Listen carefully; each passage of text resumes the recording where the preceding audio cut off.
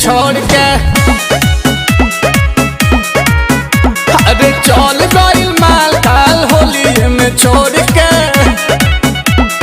कहाँ गिरऊ अरे होलहरी जरावे खातिर आवत रहे भोर के, मिलला के बाद जाते रहे हुआ जोड़ के। चल गइल माल हो बंगाल काल छोड़ के। अरे चल गइल माल हो बंगाल काल छोड़ के। कहाँ गिरऊ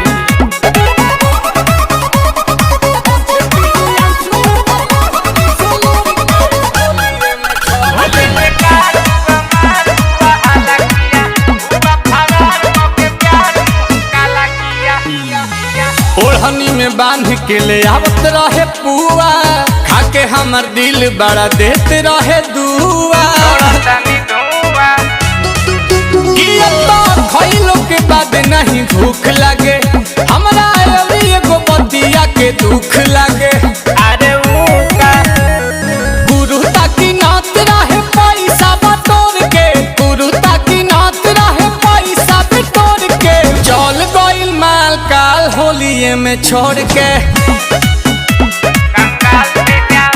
अरे चल गइल माल काल होलिये में छोड़ के।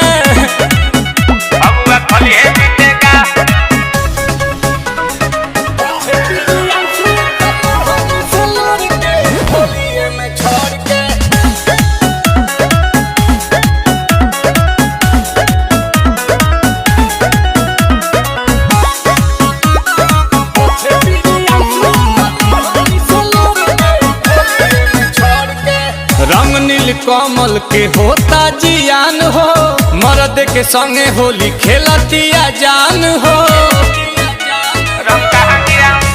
हम कैसे मनाई अपना आप के, आंसू गिरता वे आंसू पाछा ताप के।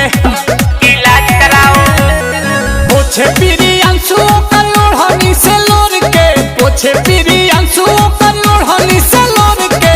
चल गइल माल काल फगुए में छोड़ के। अरे चल गइल माल काल फगुए में छोड़ के। फगुआ खलिए जीतेगा।